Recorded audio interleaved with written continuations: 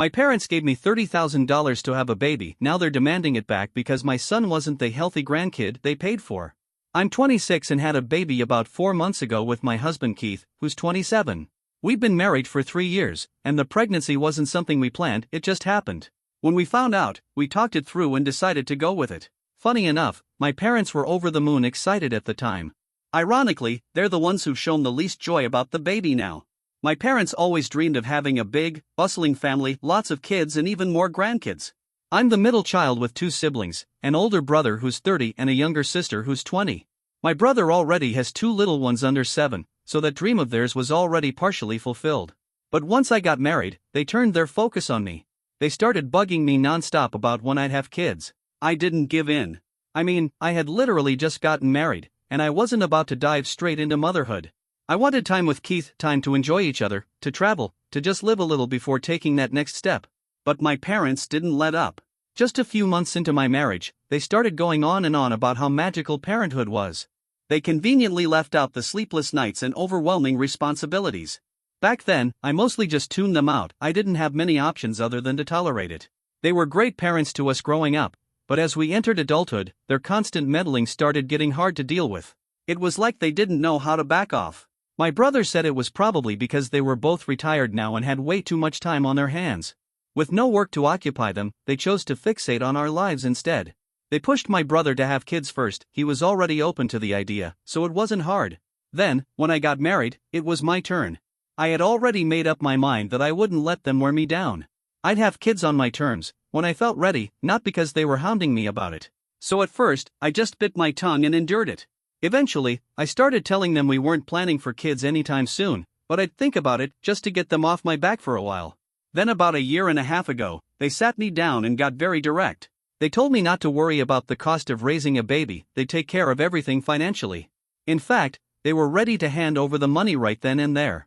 They figured maybe I was hesitant because of the money side of things, so they basically offered me a blank check. Whatever amount I felt we needed, they'd cover it just as long as they got a grandkid in their arms sometime soon. After thinking it over, I decided to accept their offer and took a pretty hefty sum, $30,000. Now before anyone jumps to conclusions, let me explain. Keith works in insurance, and I'm a sales associate. We don't exactly rake in big bucks. If someone's handing us that kind of money, you'd better believe we're taking it, no questions asked. That was the first reason I agreed. The second reason was that Keith and I had already talked about having kids. We knew we wanted them, just not right away. So I figured the money would help us out when the time came. It wasn't like I was lying, we just weren't planning anything specific at the moment. And honestly, after being hounded for so long, taking that money felt like a relief. I figured it would finally get my parents to stop pushing so hard, now that they believed we were trying. And in a way, it worked. They did ease up. Instead of pressuring me every visit, they just gently asked if there was any news. That was a lot more bearable. Keith and I talked about all the things we could do with the money. We joked about going on a dream vacation or buying something we'd never splurge on. But in the end, we didn't touch it. Something about using it for anything unrelated to its original purpose felt wrong. So we just put it aside and let it sit. And then, just a few months later, life happened. I got pregnant. It wasn't planned, but it felt right. So we embraced it. Throughout the pregnancy and birth, my parents were nothing but supportive. They were present, they checked in, and they seemed genuinely happy for us. But everything changed the moment our son was born. About a month ago, our baby was diagnosed with SID, a rare and serious immune condition. It shattered our world. Knowing he was sick was heartbreaking, but realizing there wasn't much we could do beyond following medical advice and hoping for the best, that was unbearable. I've never been the religious type, but after the diagnosis, I found myself clinging to faith. I knew what SID meant and how devastating it could be. Our son is scheduled to get a stem cell transplant soon, and thankfully, Keith is a match. We're just praying it all works out. While all this has been going on, my parents have been, well, they've been awful. About a week ago, they dropped by while Keith wasn't home. From the moment I opened the door, I could tell something was off. They looked uncomfortable and tense, not their usual cheerful selves. Normally, they couldn't wait to see the baby, but this time felt different. It hit me then that they hadn't even reached out since the diagnosis. No calls, no visits, nothing. This was actually their first time coming over since we found out, which felt really odd given how obsessed they'd been before. I figured maybe they were just trying to process everything in their own way. I was wrong. After some awkward small talk, they finally got to the real reason they'd come. They asked me to return the money. When I just stared at them, they went on to explain. They said my baby wasn't what they expected, and since there's a good chance he won't live very long, they felt it had been a mistake to give us that money. They literally wanted a refund, because my baby, who isn't even a year old yet, has a life-threatening illness. That day, I had no idea how to respond to what my parents said. I just told them I had too much going on and couldn't deal with that conversation right then, and I asked them to leave. Honestly, I was in shock. I didn't know what to say or how to react to something so cruel, so I said as little as possible. Maybe I should have yelled at them or kicked them out, but my son was napping, and I didn't want to wake him up. So I handled it calmly, way more calmly than they deserved. When Keith got home later, I told him what had happened. Even he didn't know what to say. We were both stunned. These were the same people who had offered us the money voluntarily, practically begged us to take it so we could start a family. And now that our son wasn't the picture-perfect, healthy baby they imagined, they wanted their money back? We were furious. I couldn't believe they had the nerve to act like this. After talking it over, Keith and I decided to cut contact. I blocked their numbers, unfriended, and blocked them on social media. I didn't even bother sending a message or explanation. I just wanted peace. Unfortunately, that decision didn't go unnoticed. The very next day, my younger sister called me, asking why I had blocked our parents. She still lives with them, so it felt pretty clear that they were using her to get to me. And she was going along with it, probably because she needed their support and a place to stay. At first, I told her it wasn't any of her business, but she kept pushing. Eventually, I explained everything, what Mom and Dad had said, how hurtful it was, how I couldn't believe they asked for the money back. I expected her to be supportive or at least understanding. Instead, she turned on me. She said I was wrong for misleading our parents, letting them believe they'd have a happy, healthy grandchild to dote on, only to hit them with a devastating diagnosis and then refuse to repay the money they gave us. We got into an argument, and she said some truly awful things, stuff I can never unhear. She called us irresponsible for having a defective child without thinking about the consequences. That was the final straw. I blocked her too. Everyone in our family knew this pregnancy wasn't planned. And throughout all our doctor visits, not once did anyone warn us that SID was even a possibility. Neither Keith nor I had ever heard of it before. It's one of those rare, one-in-a-million conditions. But it happened. And now we're doing everything we can to manage it. So for them to demand their money back in the middle of this crisis? That was beyond heartless. I ended up calling my brother to talk. I needed to let it out. Thankfully, he was on my side. He agreed that our parents were being unbelievably cruel and unreasonable. As he put it, our son wasn't some item they bought off a shelf and now wanted to return because it didn't meet expectations. That conversation helped me feel grounded again. For a little while, I was able to stop obsessing over how awful things had gotten with my parents. But, of course, it didn't end there.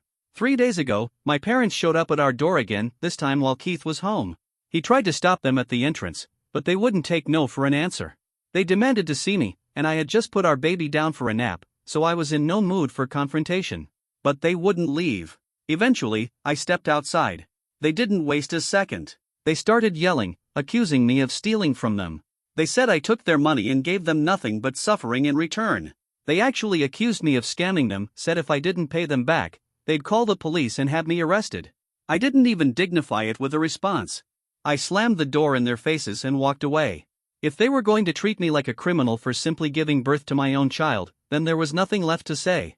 They stayed outside, shouting like lunatics, until Keith threatened to call the cops on them. That finally got them to leave. But sadly, that wasn't the end of it. Just yesterday, my sister messaged me again, this time from a friend's phone, telling me I needed to pay back the money or she'd help our parents sue me. I told her to go ahead and blocked that number too. Later that evening, she messaged me again from another number, throwing a bunch of guilt-tripping comments my way.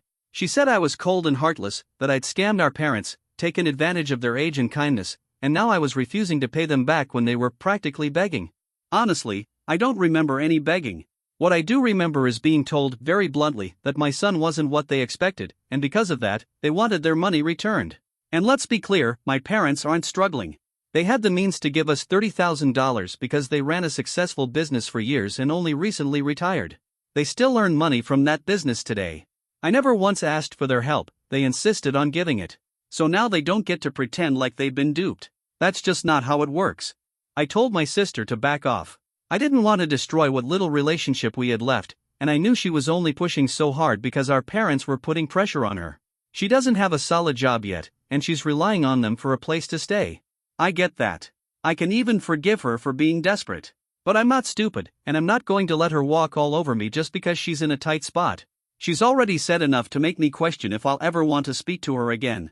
I told her it would be best for her to stop now, because once our parents are gone, I'll be the only family she's got left. She fired back, saying I was the one causing our parents so much pain. That they were already heartbroken knowing their grandson might not make it, and I was making it worse by refusing to give back the money. The nerve. I'm his mother. I'm the one facing the reality that I could lose my child. And yet somehow, they're the victims? I called my brother again. This time, he told me maybe I should just give the money back just to get them off my case. But I can't. We need that money now more than ever, especially with the stem cell transplant coming up in just a few weeks. There are bills piling up, treatments to pay for, and so many other things that need our attention. And honestly, I don't think they deserve a single cent of it back. Not after the way they've treated me. Not after everything they've said. Not ever. I honestly don't know if what I did was right or wrong. Morally? Maybe not the cleanest move. But then again, nothing my parents have done has been ethical either. At the end of the day, even if I could return that money, I wouldn't. Not just because we need it, but because, deep down, I don't want to. They crossed a line. They said things about my son, their own grandson, that I'll never be able to forget. They're the ones who pushed me into having a child, practically begged for it, and now they're acting like he's defective merchandise. So no, I don't feel like I owe them anything. Even if returning the money might be the morally right thing to do, I can't bring myself to care. I'm hurting too much, and this is the only way I know how to hit back. I know it's petty. I know it's probably not the mature response. But my son is in a life or death situation, and all my parents care about is their precious $30,000. After everything, I think they deserve to be bothered. So yeah, I'm the bad guy for not giving the money back? So be it. Update 1. First off, thank you so much to everyone who left kind comments and sent prayers. I truly believe all the good energy is helping in some way. These last few weeks have been brutal. Our son's been going through chemotherapy to prepare for his stem cell transplant. It's part of the process, but it's exhausting and terrifying to watch. And with everything going on, my parents have still been pushing and harassing us. It's part of why I snapped. A few people suggested going to the police, and I get it. I know it comes from a good place, but right now, that's not something we can afford to deal with, not emotionally, and not logistically. I'm just too mentally fried to handle legal procedures on top of everything else. So for now, that remains our absolute last resort. We've blocked my parents and my sister everywhere. It's been 3 days since I posted, and we haven't heard from them again. But I wouldn't be surprised if they tried something else soon. I still have no plans to return the money. My decision stands. Some people might disagree with me, and that's okay. But most of you understood. They're the ones who pressured me into parenthood, and now they're furious that our son isn't the perfect baby they imagined. Cry me a river. I won't cater to their self-pity. Keith and I are devastated. We see our son for what he is, a beautiful, innocent little boy who needs love and support, not judgment. He's not a toy. He's not disposable. And anyone who treats him that way doesn't deserve a place in our lives. I don't even recognize my parents anymore. Whatever they used to be, they're not good people now. They've kicked me while I'm already down, and I'm done pretending I owe them grace. I've got nothing left for them. As for my sister, well, I tried to give her the benefit of the doubt. I thought she was just a scared kid trying to survive under our parents' roof. But she's 21. That's old enough to know the difference between right and wrong. And what she said about my child was absolutely inexcusable. I've cut her off too. My brother, thankfully, has done the same. He's been one of the few people holding me together. Him and Keith, they've been my rocks. No parent ever thinks they'll hear the words, "Your child might not survive." And having to go through that while being harassed for money by your own family? It's soul-crushing. But I'm staying strong, for my son, and for Keith. The transplant is scheduled for just 2 weeks from now. Keith is the donor, and he's barely holding it together. His anxiety's through the roof, he's jittery all the time, more than I've ever seen him. And my parents know all this, but they still chose to pile on the stress. I hope karma finds them. I really do. Because if there's no justice in the universe, I don't know what's left to believe in. Update 2. Hey everyone, my brother called me earlier today. Apparently, our parents and sister showed up at his place. Since I've cut all ties and threatened legal action, I guess they figured he was the next best option. They were there to tell him how I'd scammed them out of $30,000. Luckily, my brother wasn't having it. He told me he tore into them more harshly than they expected. And this is coming from the calmest guy I know. He hates conflict, but he said after hearing the way they talked about me and my baby, he couldn't stay silent. Things escalated fast. My sister tried to defend them, and my brother's wife finally stepped in and threw them out. She's got a fiery side when needed, and this was one of those times. She didn't even want to let them in to begin with, but like the rest of us, she's always had a soft spot for my younger sister. Not anymore. My sister-in-law called me afterward, just to check in. The transplant is happening tomorrow, and she won't be able to come with us since someone has to stay home with their kids. Her babysitter bailed last minute. But my brother's coming with me, and that brings me some peace.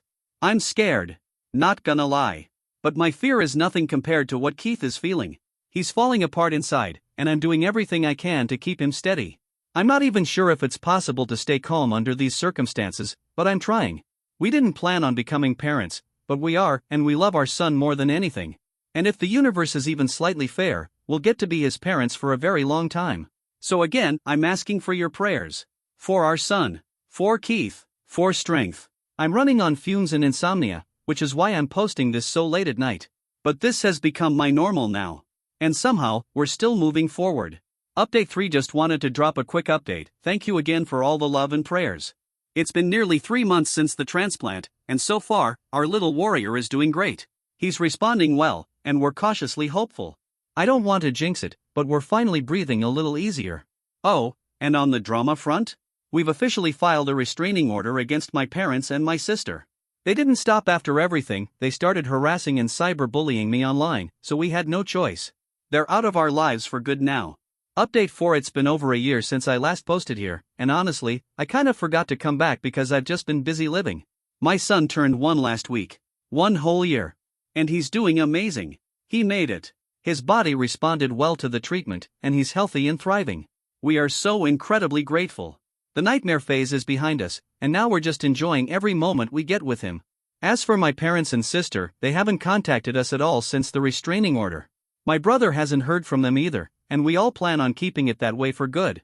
They're no longer a part of our lives, and I feel absolutely no guilt about that. In my eyes, they're already gone. Right now, all that matters to me is Keith, my brother and his family, and of course, my sweet little boy. These are the people who stood by me through the darkest time in my life. These are the people I trust with my heart. And also, thank you to everyone here. A few of you kept checking in, sending messages and kind words. I saw them. I felt them. And they meant more than you'll ever know. Thank you for praying for my family. We made it.